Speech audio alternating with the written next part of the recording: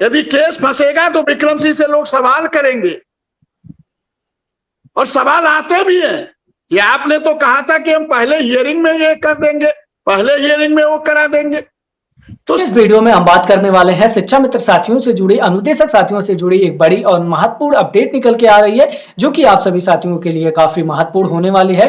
आप लोगों को एक वीडियो भी दिखाने वाला हूं। आप सभी साथी पहले इस पूरी वीडियो को अंत तक जरूर। समझ में नहीं आता है आज तक सर, माननीय सुप्रीम कोर्ट में जो परिस्थितियां बनी है,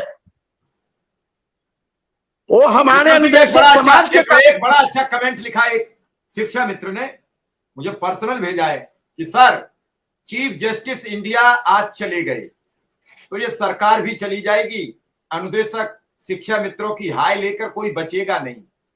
उसका परिवार भूख से तड़पता है तो अंदर से आह निकलती है। नहीं कराई, मैंने कितने केस सुने हैं। किसी चीफ जस्टिस ने ये नहीं कहा कि मैंने A to Z जमानतें दी। किसी चीफ जस्टिस ने आज तक अपने कार्यकलाप नहीं खोले, उन्हें खोलने पड़े, क्योंकि अब तक इतने दिन ज्यादा कोई नहीं रहा। उनके पिताजी ने 7 वर्ष का कार्यकाल पूरा किया, उसके बाद दूसरे वो हैं जो 2 वर्ष से ज्यादा रहे, और इसके बाद वो एक इतिहास बना जाते हैं। आपको मालूम है सिविल सर्विस के जब कोर्ट केस आते हैं तो प्रत्येक कोर्ट में एक ही बात होती है कि कर्मचारी के हित में फैसला होता है, आज तक विमुख फैसला नहीं होता। वो बात अलग है कि मान लीजिए विक्रम सिंह 17,000 मांग रहे हैं और कोर्ट ये कहते चलो 16,000 दिए जाएंगे, ये बात अलग है। लेकिन ये नहीं होता है कि विक्रम सिंह गलत आए, ये रिजेक्ट किया जाता है और विक्रम सिंह को मूल पद पर भेज दिया जाएगा। ये कहीं नहीं हुआ, ये इन्हीं ने किया था। विक्रम सिंह, कई ऐसे कमेंट और शब्द आते हैं जो अंदर तक दिल को हिला देते हैं, दिल हिल जाता है ये सब चीजें सुन के। समझिए आप पूरी। जस्टिस संजीव सिन्हा नए चीफ जस्टिस बने, कई फैसले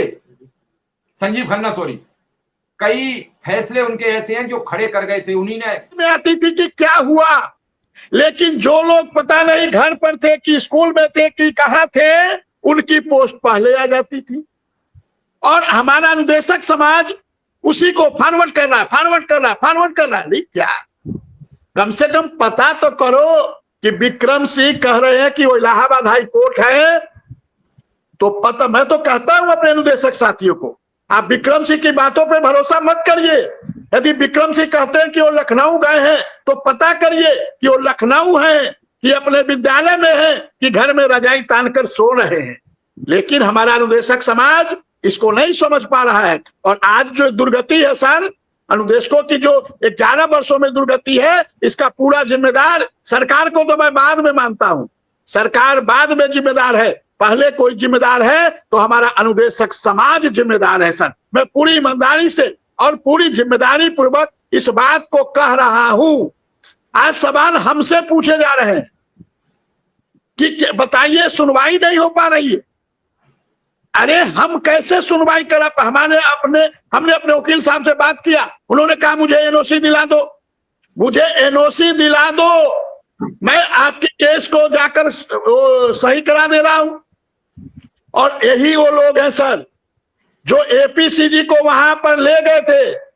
आपके पास से 3 लोग गए थे, बिना मेरे जानकारी में गए थे, और एपीसीजी को लेकर आए, और उसके बाद एपीसीजी को का एनओसी इन लोगों ने उसमें खिलाफ दे दिया कि एपीसीजी हमारे खिलाफ नहीं, हमारे को केस में नहीं लड़ेंगे।